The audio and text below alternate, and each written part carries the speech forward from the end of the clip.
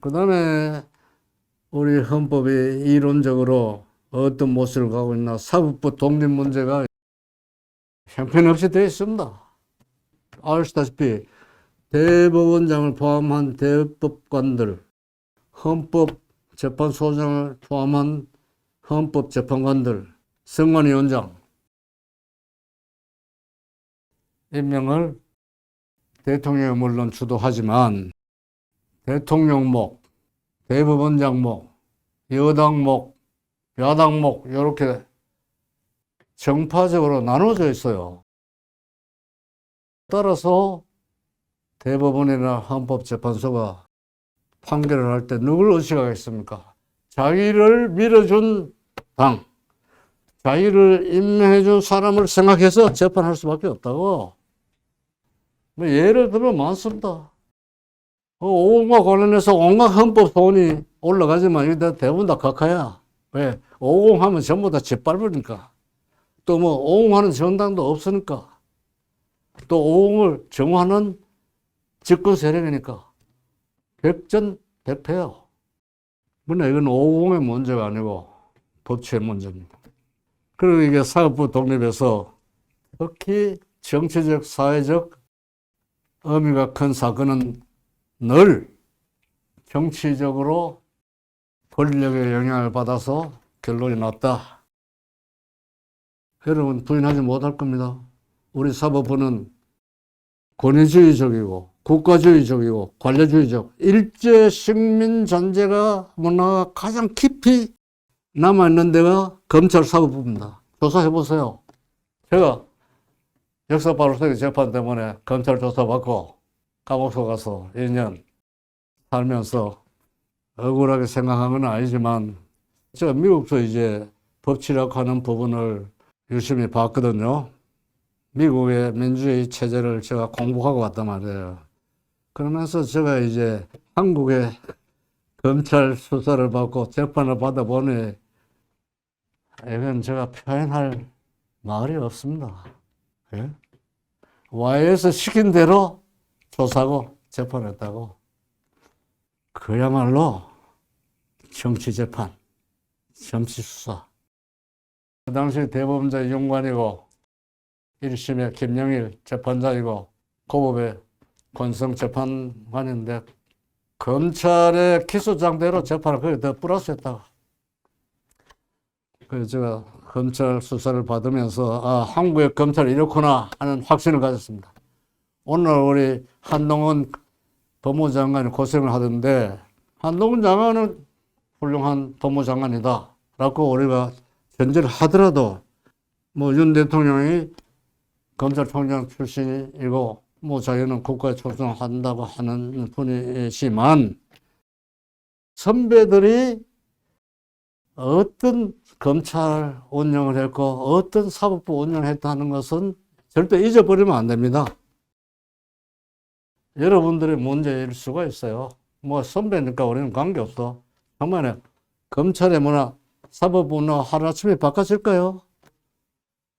저는 어렵다고 봅니다. 이제 로스쿨에 나왔으니까 노무현 대통령 고민해서 만든 로스쿨 제도가 정착이 되고 앞으로 제도적으로 이게 정비가 되면 해결이 되겠는데 그래서 이 부분에 대해서 정확하게 진단한 사람이 이화여대 역사 교수 조지현 교수라고 이 사람 미국에서 헌법을 정한 사람인데 한국의 사법부 독립 문제에 대해서 구체적으로 지적을 했어요. 그 가운데 몇 가지에 가면 관료 사법제도다 우리는.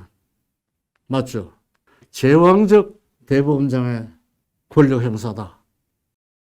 지금 대법원하고 헌법재판소하고 서로 다투잖아요. 야, 그거 내 일이야, 너 일이야. 지금 다투고 있습니다.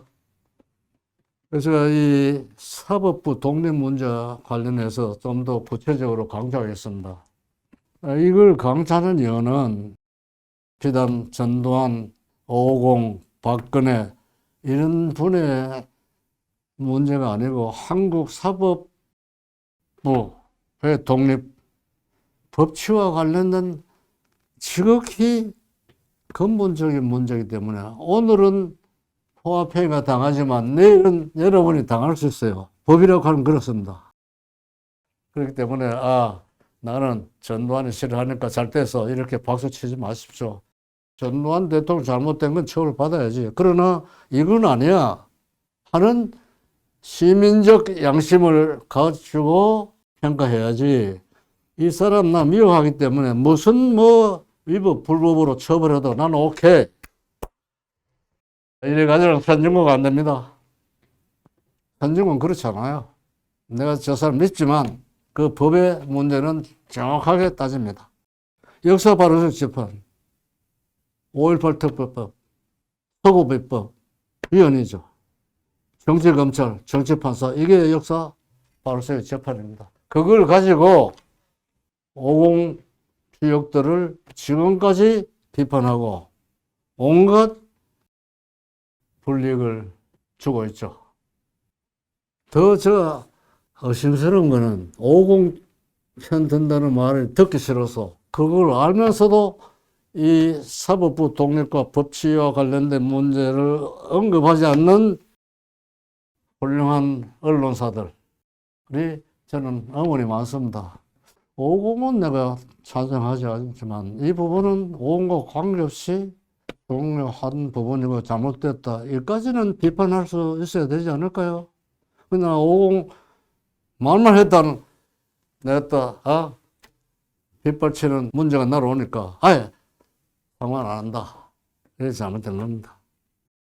그 다음에 박근혜 탄핵, 여러분 잘 아시죠? 그건 정치 탄핵이고 촛불 탄핵이에요. 그 다음에 전두환 대통령 돌아가시기 전 9월달 광주에 가서 고법에 재판받는데 판사들이 고소인들의 말을 들어주면서 전두환 회고록을 판매 금지하는 판결을 했습니다.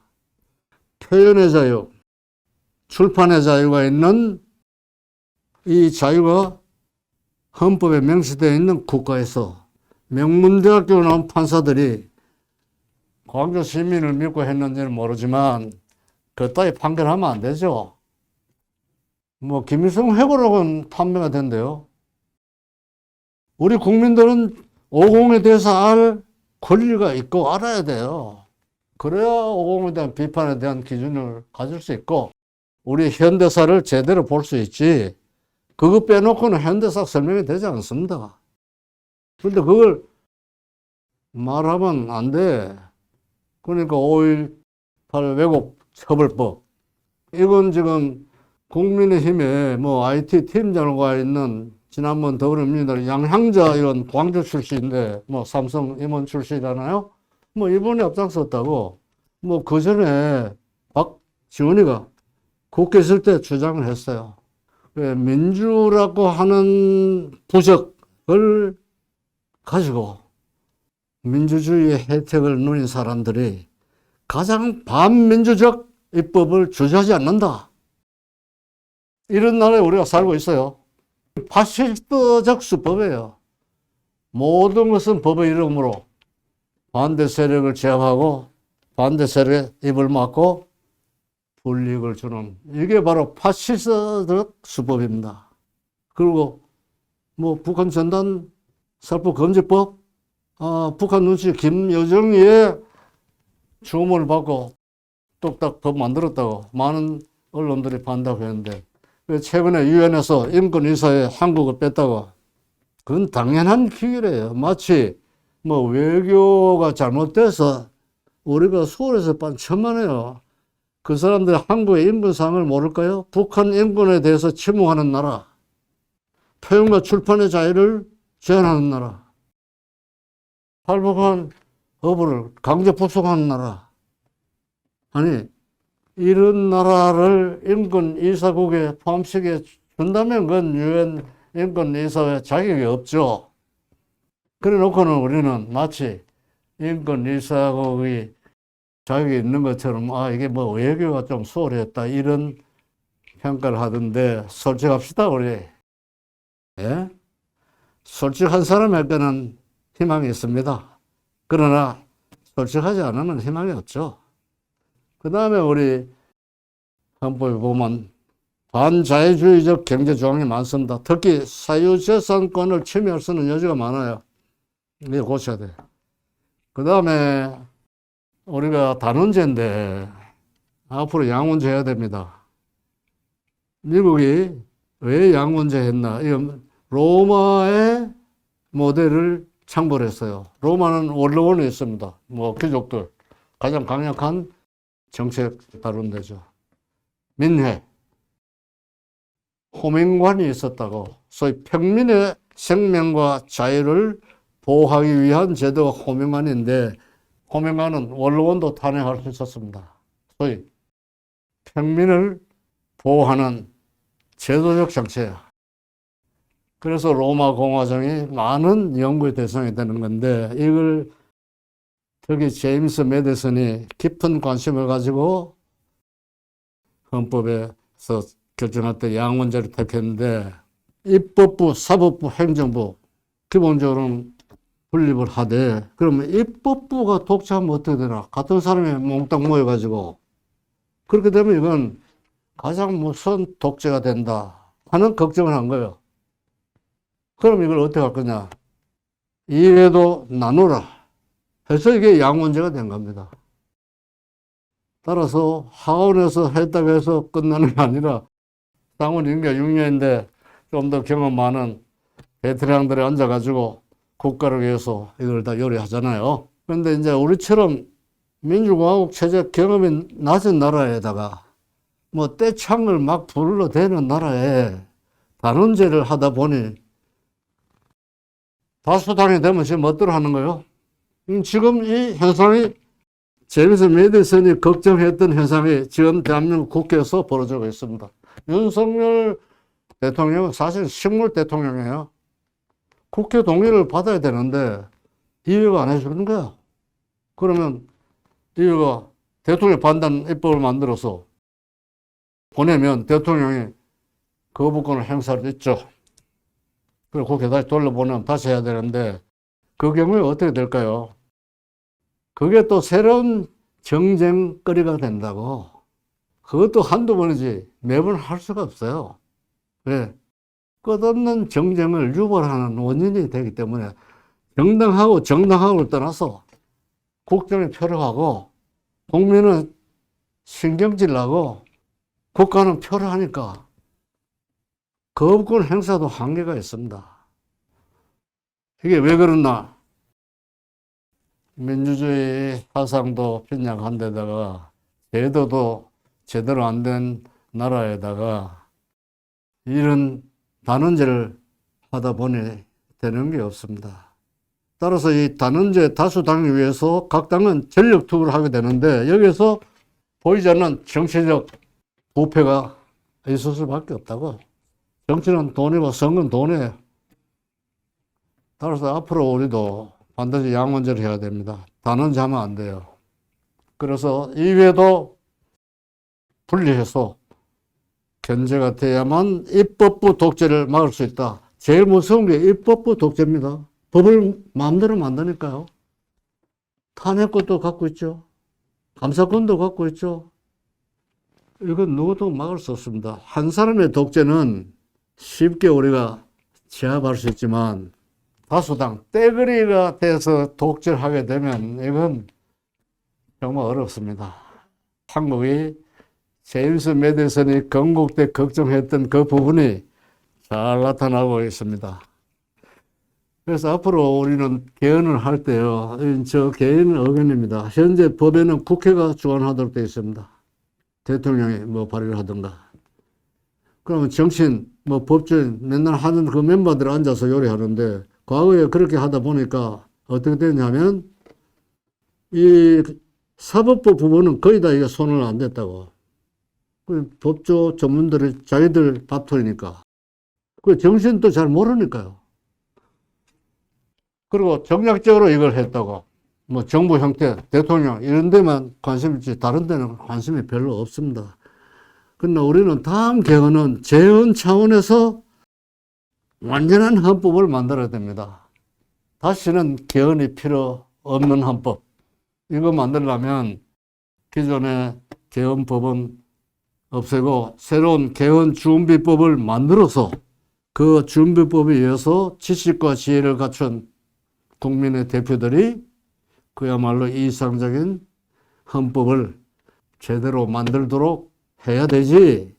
뭐 대통령 중임제 여기에서 제가 두 번째 이론적으로 문제되는 걸 말씀드릴게요. 헌법에 대한 모순을 이야기했습니다. 두 번째 이론적으로 문제되는 게 이원 정부론입니다.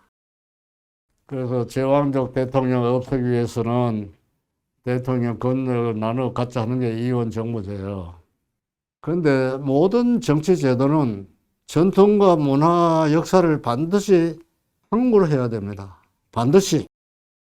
뭐 스위스는 국가가 돈 공짜로 주겠다니까 국민이 노했습니다. 뭐 다 세금이거든요. 그럼 우리는 공짜로 주겠다면 오케이. 여기에서 이게 제대로 된 국민과 그렇지 않은 국민의 차이가 나는 거죠. 이원 정부제는 산술적으로 대통령의 권한을 나누자는 겁니다. 그런데 우리는 해서는 안 되는 경험적 요소가 있어요. 뭐냐.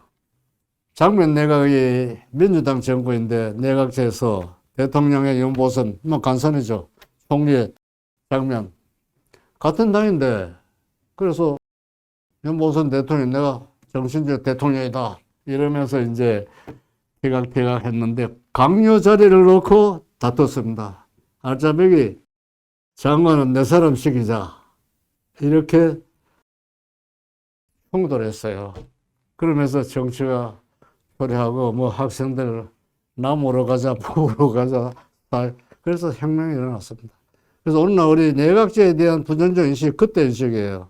그런데 앞으로 이원 정부제를 해서 대통령, 총리, 그래서 대통령, 외교, 국방, 총리는 내칠하자.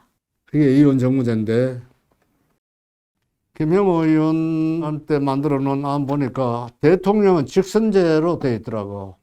총리는 이후에 다수당을 결정하고. 그런데 대통령이 직선이고 간선된 총리가 이제 이원 정부를 구성했다고 합시다. 같은 당도 이게 떡고물 가지고 다투는데 당이 다르면 협조가 될까요? 여기에서 우리의 정치 문화를 생각해야 됩니다. 타협이 없는 정치 문화, 현명성 정치 문화.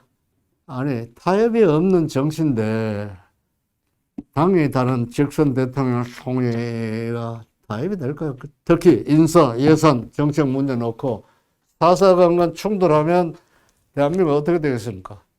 산으로 가든지 뭐 어디 가겠죠. 그래서 이원 정부론을 주장하는 사람들은 아주 단순하게 산술적으로 나누면 될 거다라고 생각하는 경향이 크고, 다른 하나는 내 혼자 권력을 내가 대통령 해먹기는 어려우니까 이 상황에서 총리 아니면 대통령한테 해먹어야지 하는 이런 사람들에게 영합하는 기회주의자들의 논리예요. 우리 대한민국의 정치 발전은 아무 관계없는 논리라고. 이원자 하면 우리는 망합니다. 이걸 우리가 알아야 되는데 지금 대통령 중임제와 이원 정부론이 주류를 이루고 있습니다. 개헌론에. 그래서 개헌은 함부로 하면 안 됩니다. 준비를 단단히 해야죠. 그 다음에 이제 마지막에 제가 이론이 비문한 부분은 지난번에 말씀드렸는데 신자유주의, 시장만난주의 이거 대한민국 양극화됐다. 그리고 뭐 너도 나도 잘못된 건 다 신자유주의야. 잘못된 건 전부 다 양극화예요. 이거 거짓말입니다. 뭐 신자유주의 길게 말씀 안 드릴게요. 그러나 이 사람들이 주장하는 신자유주의는 레간 행정부, 대체정부 때 생긴 거고, 그 다음에 뭐 경쟁지상주의에서 새놈이 더 많은 돈을 버는 거다. 뭐 이런 식으로 이제 하는데, 신자유주의는 수정자본주의, 케인즈주의에 대한 반대, 소위 정부 중심의 경제 정책을 반대하는 입장이고, 그 다음에 공산주의 국가의 국가 통제 계획 경제를 반대하는 입장이고, 사회주의의 국유화 정책도 반대하는 그런 반대 입장 플러스 자유방임을 원칙으로 하는 고전적 자유주의도 이제는 안 된다. 사회가 복잡해졌기 때문에. 이제 이런 전제하에서 1938년 파리에 모인 경제, 정치 역사가들이 내린 결정이 신자유주의, 네오리버럴리즘이에요. 이 사람들은 정부의 역할은 질서 유지야. 그 전제하에서 개인과 기업의 자유는 최대한 보호해줘야 되고, 그 다음에 사회재산은 절대 침해하면 안 되고, 자유시장을 확대해야 된다. 그것이 개인과 사회와 국가를 번영하게 만드는 거다. 그 주도적 인물 하이에크인데, 그 하이에크가 나중에 1947년에 스위스에서 몽펠롱 소사이어티를 만들었다고.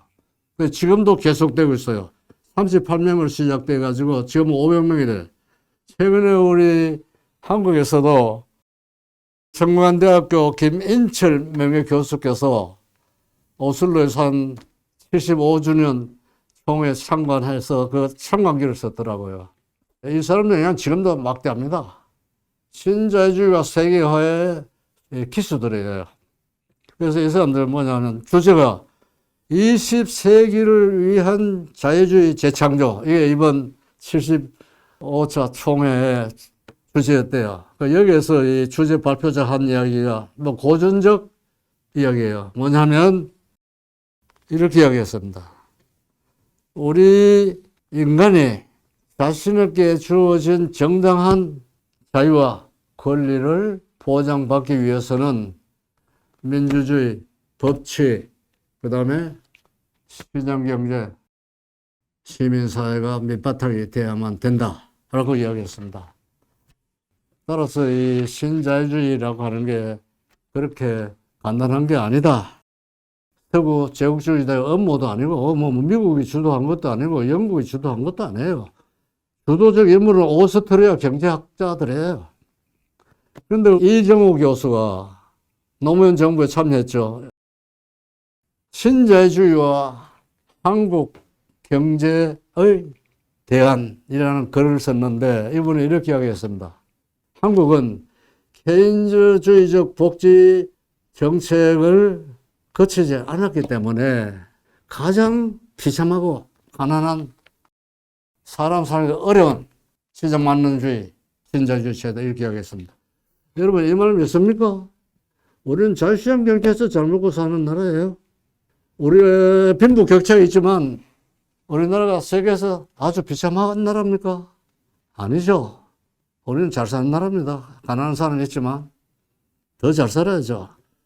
그러니까 적어도 한 나라 대통령을 보좌한다는 사람이 이런 선동적인 이론을 퍼뜨려서 이걸 또 환영하는 사람도 있기 때문에 이런 이야기를 하는데 아닙니다. 시간이 다 돼 가는데 결론을 말씀드릴게요. 자유민주주의 체제를 수호하려면요. 자유주의에 대한 장점, 강점을 정확히 알고 있어야 되고 적대 세력의 사상에 대한 취약점, 약점을 알고 살아야 됩니다. 상대가 뭐가 나쁘다?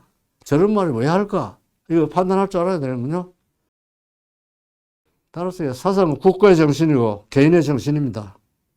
그러니까 이게 이념이 없는 시대다. 뭐 좌우 날개로 나는 게 국가 체제다. 이런 말하는 사람은 선동꾼이고 거짓말이에요. 한국은 나라를 걱정하는 평론가도 많고 그 다음에 기회주의적인 선동가도 많지만 특히 이런 사상적 측면에서 아는지 모르는지 위험한 발언을 하는 것이 너무 많다 하는 게 제가 걱정되는 부분이에요. 이걸 모르면요 우리에게 희망이 없습니다. 그리고 우리 민주공화국 정신, 언론인, 민노총 등등 이분들이 한국 사회를 주도하고 싶은데 이 부분을 유화여대 박성희 교수가 기고문에서 한국 민주주의가 납치당했다 이렇게 썼어요. 저는 맞다 봅니다. 신좌파들에서 곳곳이 다 점령됐으니까 뭐 납치된 거죠. 노력을 해야 됩니다. 뭐 탈출하려면. 그래서 한국의 이런 상황에 처했기 때문에 우리는 각오를 단단해야 되고, 우리가 흔히 하는 말이 있습니다. 역사의 종말. 이런 말 여러분 많이 들었을 겁니다. 뭐 후쿠야마도 해결도 이야기를 했는데, 자유민주주의, 자유자본주의를 대체할 수 있는 대안이 없는 상태. 이상 더 좋은 대안을 찾을 수 없다. 이게 자유주의자들이 말하는 역사의 종말입니다. 그러니까 최후의 승리를 했다는 거죠. 그래서 앞으로 이 좌파들이 비판한 자유주의의 모순을 극복하는 뭐 기똥찬 그야말로 보편성을 갖는 사상이 나올지 모르지만 현재로서는 불가능이라고 보여지고, 따라서 이건 자유민주주의와 자유자본주의 법칙을 기반한 이것 이상 더 좋은 대안은 찾을 수 없다. 이게 역사의 종말이라고 하는데, 이제 이 과정에서 제가요, 한국 사람, 일본 사람, 중국 사람을 조금 비교하고 싶습니다. 한국 사람은 적은 것을 위해서 큰 것을 가차없이 버리거나 짓밟는 사람이 아닌가. 그에 비해서 일본은 큰 것을 위해서, 중국 사람도 마찬가지 작은 것을 버린다 하는 차이가 있다고 봐요. 그 역사적 예를 보면 일본 메이지 유신의 지도자 사이고 다가모리, 뭐 정책 때문에 나중에 반란군 이끌고 정부가 싸워서 지고 자결 했는데, 나중에 일본 정부가 명예회복을 하고 동상을 세워줬습니다. 왜? 메이지 유신의 원혼이니까. 큰 거죠. 반란한 건 진압했기 때문에 끝났고, 메이지 체제는 건재하니까 용서해준다. 너의 공을 우리가 인정하겠다. 중국. 손모는 의사인데 광동에 가서 뭐 좀 일을 꾸미다 실패해서 일본으로 왔다고요. 그런데 광동에 있을 때 홍콩에서 일본의 사진업자를 만났다고. 오메야 소기치던가 미국 사람의 이 사람을 소개를 했는데, 그 둘이 만나가지고 뭐 여러 가지 나라 걱정하면서 이 오메야 소기치가 약속한, 내가 앞으로 당신한테 정치 자금 되겠다. 통크게 약속을 한 거예요. 그리고 이 사람 일본에 망명 왔을 때 이 사람 집에 묵었다고. 이 사람 집에서 송경량과 결혼하고 필요까지 했어요. 이 사람 돈을 다 댔어요. 얼마 됐나? 현재 금액으로 일본 엔화 1조 엔. 우리 같으면 10조죠. 그렇다면 우리 같으면 이 소문은 철저한 친일 분자로 중국 땅을 밟지 못했을 겁니다. 그러나 중국은 그거는 일체 언급하지 않고 국부로. 장교석, 주얼레다 일본에서 공부했죠. 그 사람들 뭐 친일 분자라고 떠듭니까? 안 떠들어요. 모택동, 우리 같으면 작살 났을 겁니다. 수천만 굶어 죽이고 자기 혁명 동료들 비참하게 죽게 했으니까. 대약진, 문역. 그럼에도 오늘날 천안문 광장에는 모택동의 사진이 걸려 있고, 중국 화폐는 모택동 초석만 걸려 있어요. 공산주의 혁명을 성공한 신중국 건설이 훨씬 큰 거죠. 중국 사람 입장에서는 그 인명피해나 그런 것보다는. 근데 우리는 나라를 만들어준 이승만 대통령 친일 분자로 동상까지 뭐 허물질 않나. 우리 밥 먹게 해준 박정희 대통령 뭐 좀 유신해서 좀 억압했다고, 예? 친일 독재자로 온갖 험담을 하지 않나. 그리고 뭐 집도 차도 잘 살게 해줄 수 있는 바탕을 닦아주고 미래 민주발전 토대를 닦아준 전두환 대통령을 뭐 광주 학살만이 지금도 끝없이 짓밟고 있는 대한민국. 저는 한국 사회 지도층의 한 사람으로서, 또 제가 한때 정부에 참여했던 한 사람으로서, 또 군복을 입고 나라를 지켰던 한 사람으로서 이제 이런 부분은 깊이 우리가 반성해야 된다라고 생각하는 사람입니다. 그래야 우리의 미래가 있습니다. 아니, 우리나라 화폐 보세요. 현대 사회 영웅은 하나도 없습니다. 전부 다 조선시대 분들이야. 그 사상에 있는 사람은요, 관대합니다. 그리고 큰 것을 알고 적은 것을 압니다. 그러나 사상이 빈곤하면 관대하지도 못하고 타협도 안 하고 그리고 큰 것을 버리고 작은 것을 좋아한다고. 자, 이렇게 해서 우리나라가 잘 될까요? 저는 안 된다 봅니다. 그래서 이 부분에 대해 가지고 외국 사람이 최근에 한 이야기가 있어요. 예일대학교 역사정치학 교수인데 스나이드라고 미국의 외교 전문자 포린 어페어즈에 이달로 있었어요. 뭐라고 썼냐 하면 과거 3세기 동안 리버리즘은 민주주의 확산, 노예제 폐지, 인간의 권리 신장을 가져다 준 도덕적 엔진이었다. 공산주의를 패배시킨 사상님에도 심한 도전을 받고 있다.